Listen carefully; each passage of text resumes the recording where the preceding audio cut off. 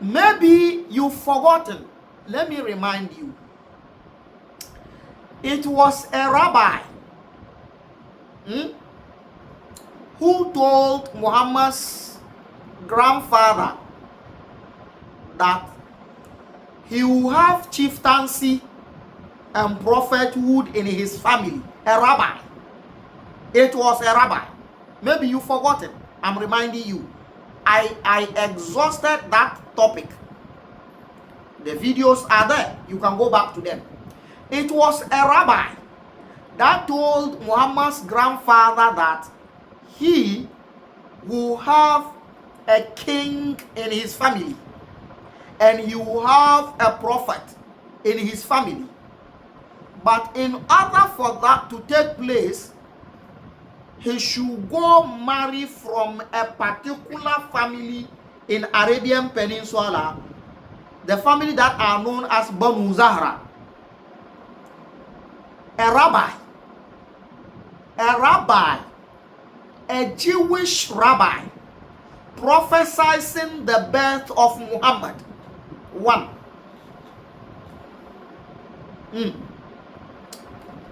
It was a priest, Waraqatu bin Nawfal, who has never seen an angel before, or Gabriel to be precise before, who told Muhammad that the entity that visited Muhammad in the cave and skewed his neck was an angel. It was a priest, a Roman Catholic priest. What could Islam do without Judaism and Christianity? Where would Islam be without Christianity and Judaism? Currently, put a Muslim in a tight corner and he will be defending himself with a Bible, not the Quran. Currently, the so-called preachers of Islam outside there are well acquainted with the Bible more than the Quran.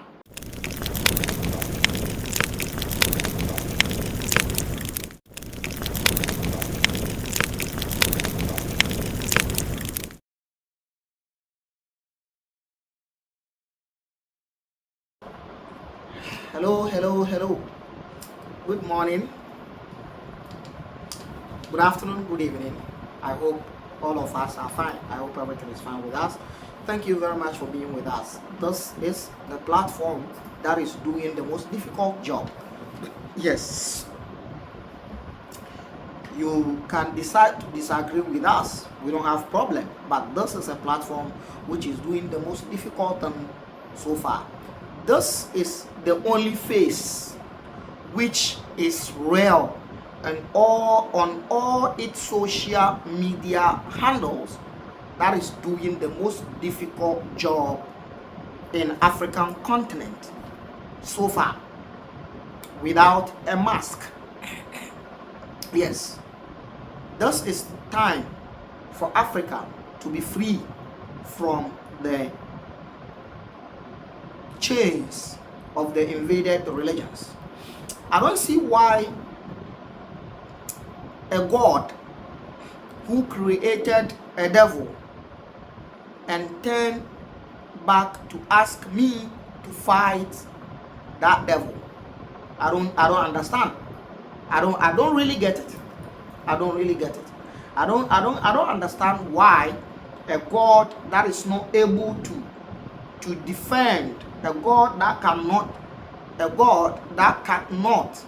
handle its own creation, the God that created a devil, something that is so devastating, something that is destroying humanity, which this God claimed to create, and yet this God cannot handle that thing and ask me to handle it. I don't understand. To add salt to the injury is to ask me to pay huge amount of money to go to the land of that God, where the God's house is located. That is the same place where the devil that the God created is also located. And he's asking me to go there, pay huge amount of money to go there and go and stone the entity he, the God, created. When he was creating this devastating being, this distraction machine, or this distraction element, or this distraction entity, I wasn't part of it. I don't even know anything. I wasn't consulted. Why do you want me to participate in the fight against what I did not create? What do you want me to fight against what you created and you think you are the most powerful? What do you want me to do that? It is a lie. Someone has taken you for granted.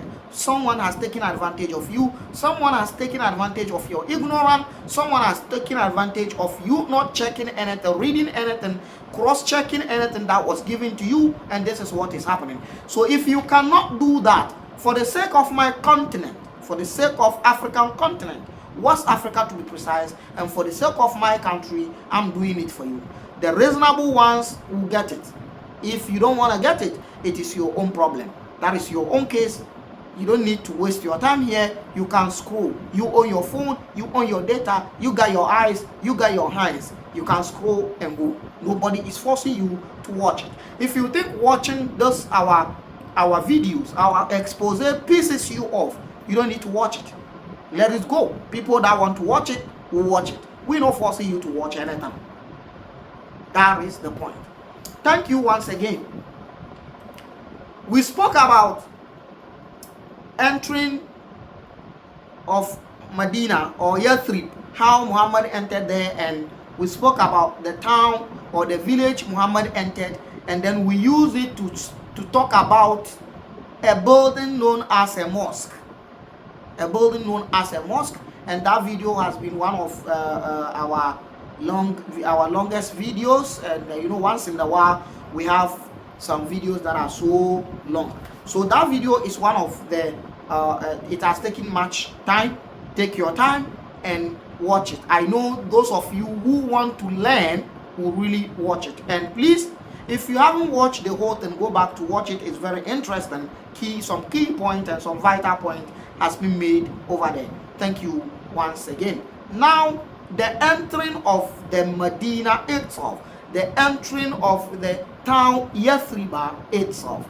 This is what we want to talk about. And apart from the entering, there's another two issues that I want to discuss with you. When he entered Medina, when the fictional character Muhammad entered the town called Medina today, which was Yathrib, and then where he stayed before they built his mosque, and a problem that started to pop up, something that popped up, something that some people ran away from Medina, start to show up again in new built Islamic community in Medina. I mean, something that some people ran away from Mecca. From Mecca, start to pop up again from a new Islamic community in Yathrib. Yes, the slaves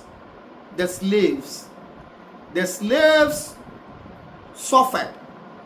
The slaves were punished. They were tortured. Now, the slaves thought that adhering to Islamic religion will ease their pain of slavery. Right. Joining Islamic religion will make them the same with their masters or other nobles of Arab. But to their disappointment, it wasn't that way. It wasn't happening that way. So it turns into something else. So this is the whole idea. I'll discuss that one. So the entering of Medina, the building and where he stayed, and another food issue, and then the part where the slaves problem start to pop up. You see, there is no way an Arab man will see non-Arab man as human to some certain level. We are not talking about individuals. No. The character, the habit of an Arabian is the habit of disrespect to anybody who is not an Arab, especially to a black-skinned African. Listen, what made Morocco to become white-skinned people today? After Morocco was black race. Morocco, the land of Morocco, was a land of black race. What made them white-skinned people today? What made Algeria white-skinned today? What made Tunisia white-skinned today? What made Egypt white-skinned people today, and they claim to be Arabs? I have a lot for you. Some of these stories, if not because we want to teach, we want you to tell you what you've lost as an African, some of it are not palatable to the ears. Some of them are not good to the ears. But let's get into it. Now, the 12 men that came to meet Muhammad at the hiding space of Aqaba, who came to swore their allegiance to Muhammad, that they're gonna protect him. We did the video some time ago, and I believe you watched it. They went back to Medina, and the following year they brought 70 plus men to come and swear another allegiance, where they swear to protect Muhammad the way they'll protect their family. In fact, they swore the allegiance that they'll even protect Muhammad more than their families. They will protect Muhammad more than their parents. They will protect Muhammad more than their wives. They will protect Muhammad more than their children. This is the thing. And Muhammad asked them to swear allegiance on that, and they did. If you don't understand that Islamic religion and its Allah and its Muhammad is made up by humans to play with your intelligence, I don't know when you understand that again. In fact, I will be forced to say that your thinking ability need psychological evaluation. If you have Allah, the most powerful, what do you need militant for? What do you need militant for? If you have Allah, the most powerful, what do you need militant for? What do you need militant for?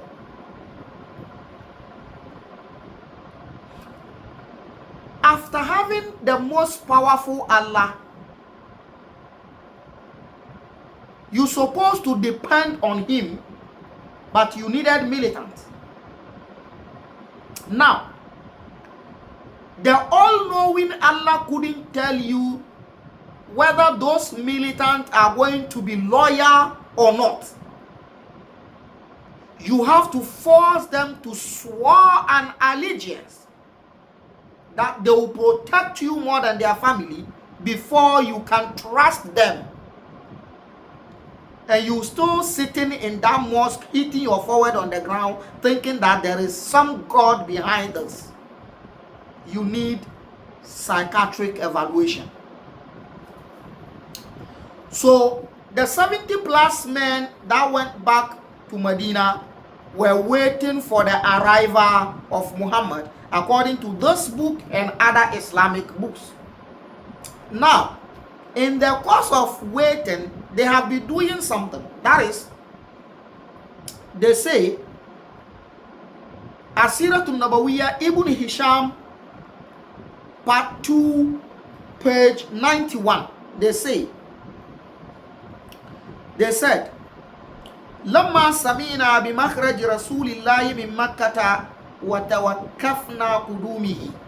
When we heard that Muhammad has left Makkah and we were expecting his arrival, كنا نخرج إذا صلينا الصبح إلى ظاهر حرتنا. We do come out after the Fajr prayer, after the dawn prayer. This point has a question mark. When did Muhammad establish the prayer times? The 5 daily prayer times. When did Muhammad establish it? That is a question for the gods.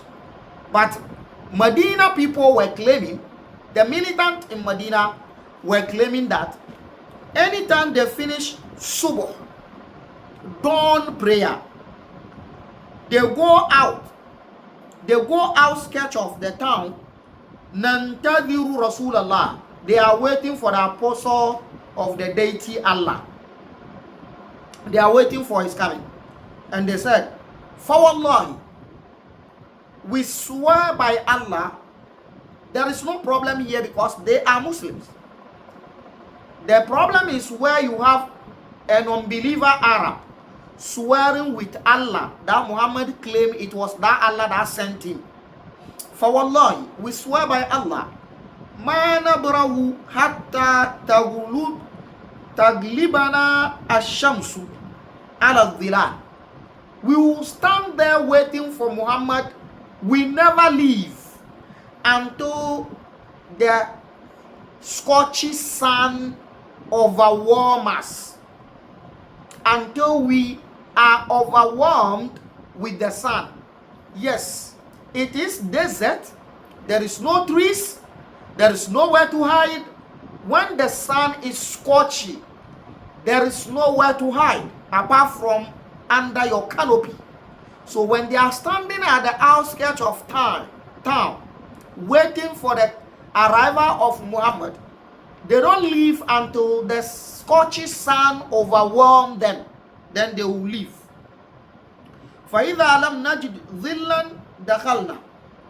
If we didn't get any shade to go wait under, we leave. وَذَلِكَ فِي أَيَّامِ حَرَّةٍ. That is when we are in the days of too much heat. حتى إذا كان اليوم الذي قدم فيه رسول الله. Until the day Muhammad arrived. Listen to me very carefully. Until the day Muhammad arrives. جلسنا كما كنا نجلس. We were sitting at the outskirts of the town waiting for the arrival of Muhammad. Okay? حتى إذا لم يبقى ظل دخلنا بيوتنا. We sat there to the point where there is nowhere to have a shade to save us from the scorching sun. دخلنا بيوتنا. We entered our home. So we left the outskirts and went home. وقدم رسول الله. Immediately we left, Muhammad arrived. Okay. هنا دخلنا البيوت. Immediately we entered our houses, Muhammad arrived. Here is a point I want to draw your attention to. Now, فكان أول من رآه رجل من اليهود. The first person to see the arrival of Muhammad was a Jew. The first person to see Muhammad to arrive in Yathrib was a Jewish man. You see, what Islam could have done without Judaism and Christianity. What Islam could have done without Judaism and Christianity. It's just a question. What Islam could have done without Judaism and Christianity. Maybe you've forgotten. Let me remind you. It was a rabbi who told Muhammad's grandfather that he will have chieftaincy and prophethood in his family. A rabbi. It was a rabbi. Maybe you forgot it. I'm reminding you. I exhausted that topic. The videos are there. You can go back to them. It was a rabbi that told Muhammad's grandfather that he will have a king in his family and he will have a prophet in his family. But in order for that to take place, he should go marry from a particular family in Arabian Peninsula, the family that are known as Banu Zahra. A rabbi, a Jewish rabbi, prophesying the birth of Muhammad. One.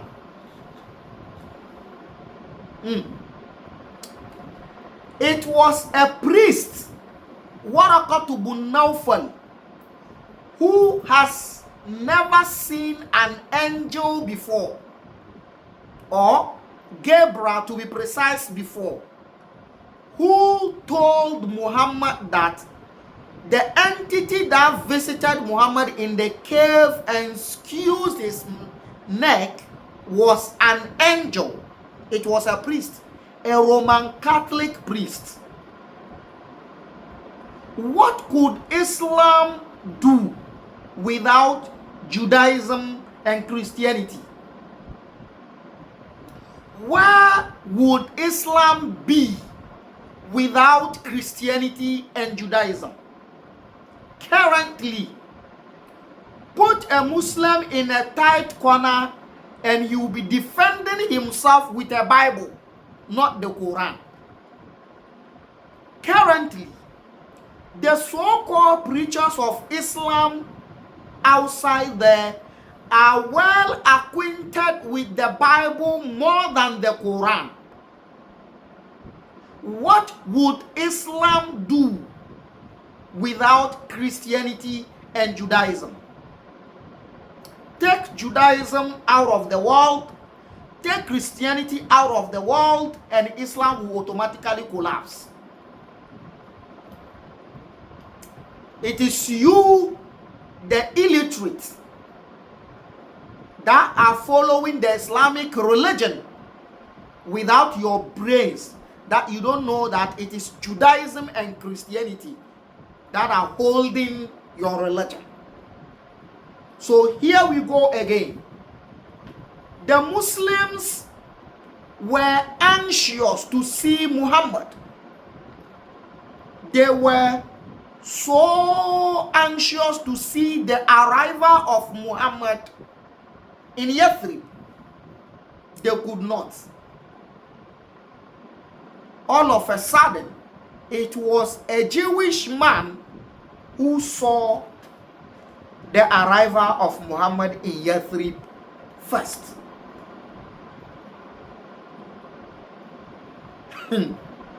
What is all this?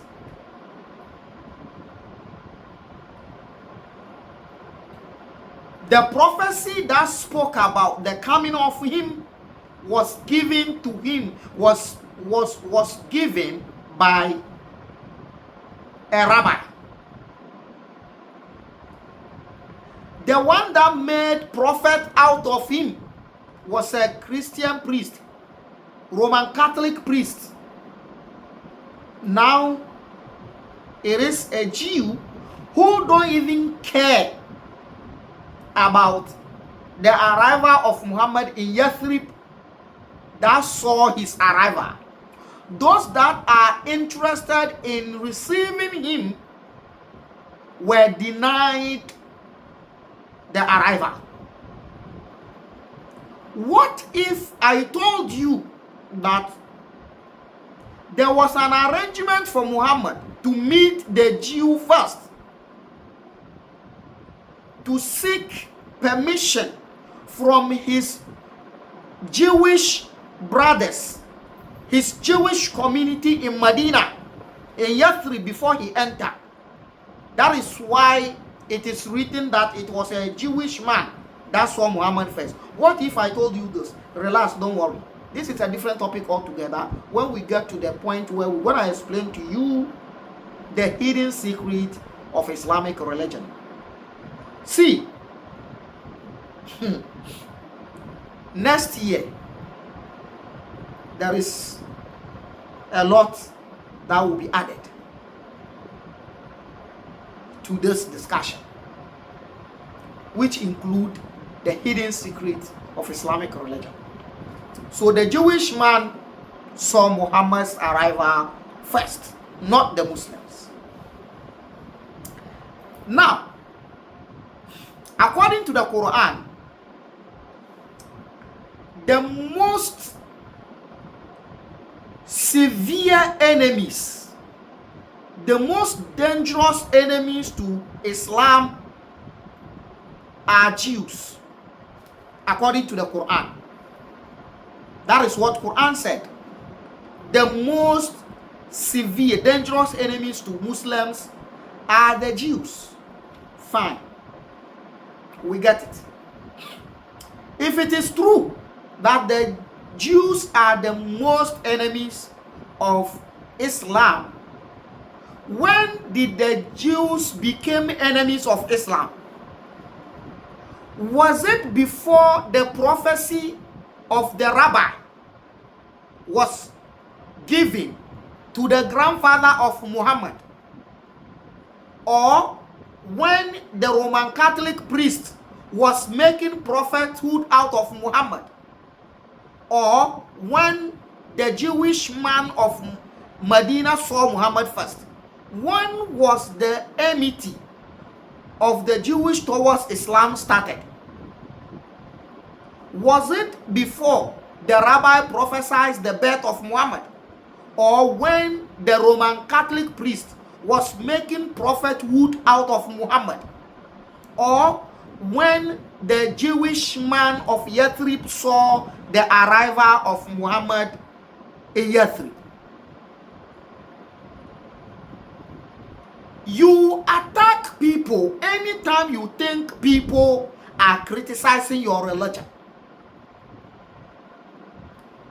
But you don't attack your books. You don't attack your authors. People wrote rubbish.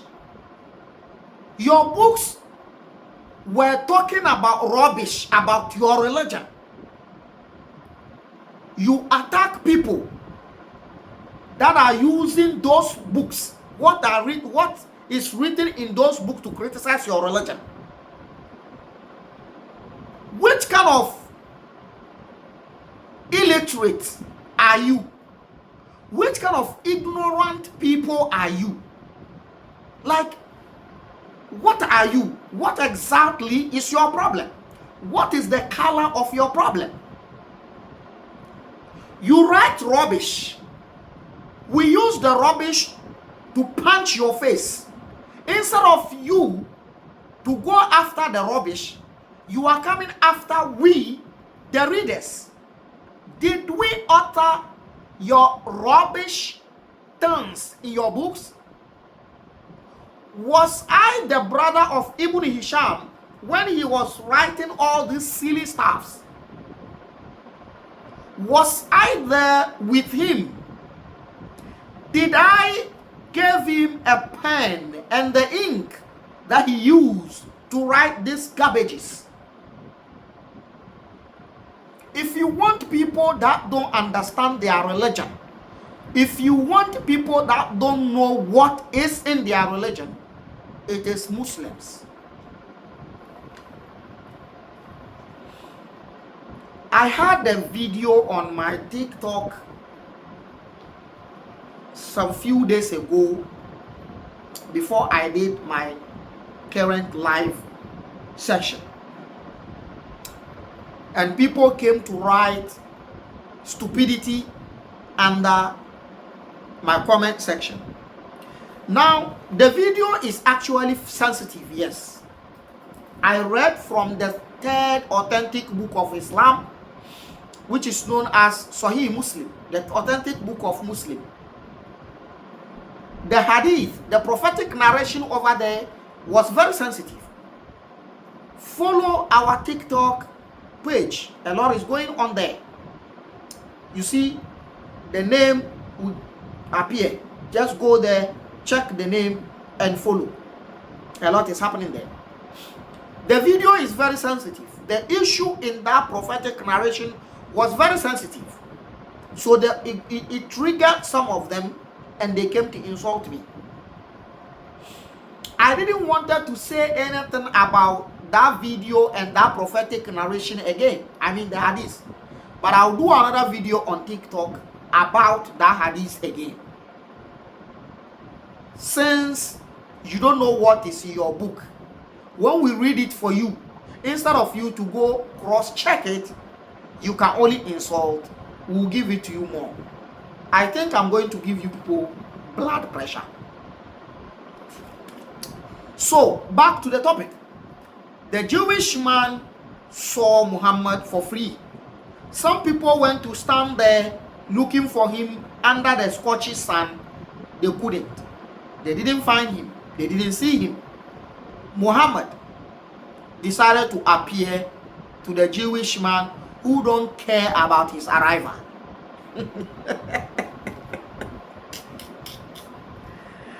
Let's proceed. Now, he says, فَكَانَ أَوَّلَ مَنْ رَآهُ رَجُلٌ مِنَ الْيَهُودِ. A Jewish man saw him first. وَقَدْ رَأَى مَا كُنَّا نَصْنَعُ وَأَنَّا نَنْتَظِرُ قُدُومِ رَسُولِ اللَّهِ عَلَيْنَا. This Jewish man knows very well that it is Muhammad that we go to wait for at the outskirts of the town. فَصَرَخَ بِأَعْلَى صَوْتِهِ. When he saw Muhammad, the Jewish shouted on top of his voice and said, Ya Bani Qayla. He says, oh, you the children of Qayla. Qayla is said to be one of the great grandmothers of the people of Medina. That is the explanation the book has given. So the Jewish shouted on top of his voice, Ya Bani Qayla, oh you the children of Qayla, Hadha Jaddukum Khadija. This is your grandfather, he has arrived. So according to the book, the Jewish man called the people of Yathrib with the name of their great-great-grandmother and told them that their grandfather Muhammad is here. Qala. And they said, فَخَرَجْنَا إِلَى رَسُولِ اللَّهِ. And we came out to meet Muhammad. وَهُوَ فِي ظِلِّ نَخْلَةٍ وَمَعَهُ أَبُو بَكَرٍ. He and Abu Bakr were standing under the shade of a palm tree. Palm dead tree. في مثل سنه. They were all age mates. وَأَكْثَرُنَا لَمْ يَكُنْ رَأَى رَسُولُ اللَّهِ قَبْلَ ذَلِكَ. Most of us has never seen Muhammad. So we could not differentiate between Muhammad and Abu Bakr. If you go to the Sufis, the Tijaniyas, and they are preaching about Muhammad, they will tell you Muhammad does not look like any other person. When you see him, you know this is Muhammad. They say this, they rattle this under their Maulidi, but in the reality in the books, Abu Bakr and Muhammad were standing at Medina, and the Muslims of Medina couldn't differentiate between Muhammad and Abu Bakr. Point number one. Point number two. Point number two. The people that came out to meet Muhammad, was there anyone who came to Mecca to meet Muhammad at the Aqaba place, at the Aqaba meeting point? In other words, the people that came to meet Muhammad after the Jewish man called them that their grandfather has come, or their grandfather has arrived, was the 70 plus men who came to Medina who came to Mecca to swear the allegiance to Muhammad at the Aqaba. Were some of those 70 plus men part of the people who went to meet Muhammad? If yes, why didn't those people tell others that did not see, that has never seen Muhammad, that this is Muhammad and this is not Muhammad? This is the leakages of the stories. These stories are lies. These stories were created to beautify the barbaric religion known as Islam, to beautify the terrorist inclined religion known as Islam. This is the whole thing. Because you can't tell me 70 plus people, none of them was part of the people who came to meet Muhammad. So they said most of them don't know Muhammad. They've never seen him before. So they couldn't differentiate Muhammad from Abu Bakr. Fine. Warakibahun nas, people became plenty. People gathered plenty. Wama yarifunahu min Abu Bakr. They couldn't distinguish him from Abu Bakr. Hatta zala dhillu ar Rasulillah. They were standing there watching Muhammad and Abu Bakr. They couldn't differentiate or distinguish between Muhammad and Abu Bakr. They were watching them like that. They were looking at them like that until the shade of the palm dead tree shifted away from Muhammad and the scorching sun started to burn Muhammad, and Abu Bakr stood up and came to cover Muhammad with his turban. When Abu Bakr came to cover Muhammad's head with his turban, that is where fa'arafnahu inda dhalik. That is where we came to know that this is Muhammad. They couldn't identify Muhammad. They couldn't differentiate Muhammad from Abu Bakr. Abu Bakr didn't tell them this is Muhammad either. And none of the people, the 70 people who came to swear allegiance of Muhammad, were there to tell the rest of the people that this is Muhammad and this is not Muhammad. You see how the story is feverish. You see how the story is weak. Because of this, someone is swearing, panting, looking for someone who is criticizing this religion to kill. Because of this. So, that is what happened. Now, let me take you to the second point I want to make. I want to establish with you. The second point is the staying house of Muhammad, where Muhammad stayed when he entered Yathrib, when he entered Medina, where Muhammad stayed.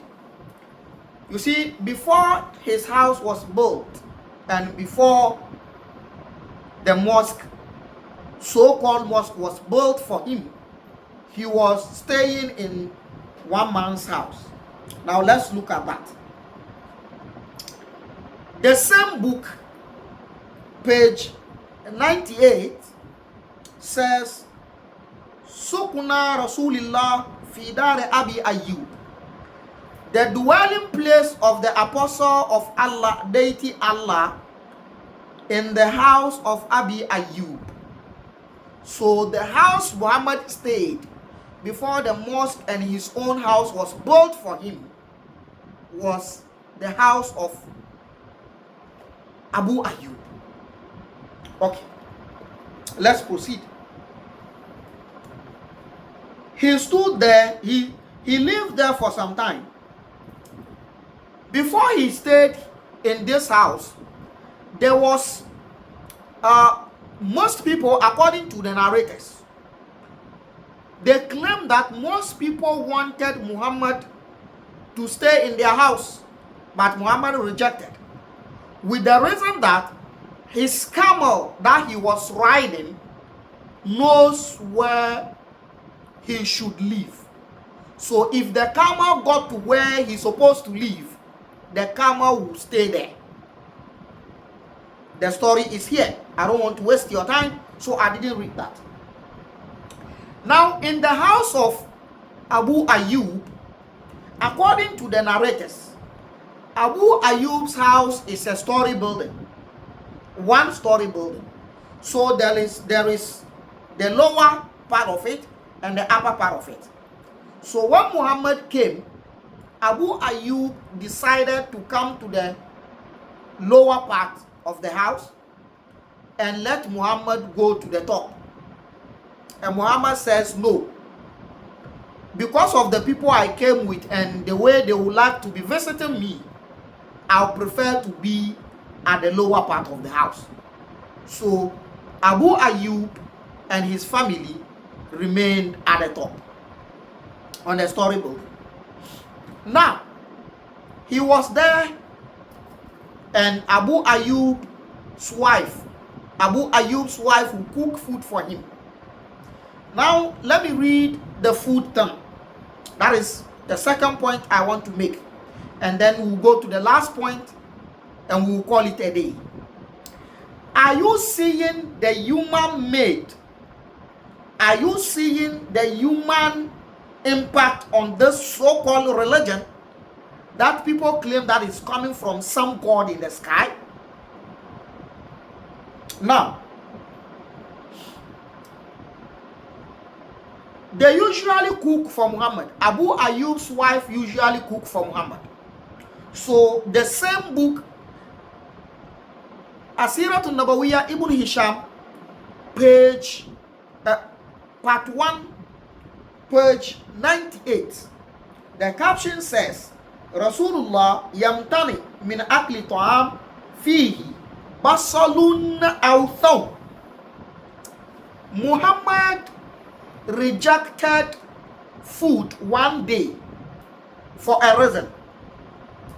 The food that Abu Ayyub's wife used to cook for Muhammad, one day Muhammad rejected the food for a reason. What was the reason? He rejected the food because there was onion in the food or garlic in the food.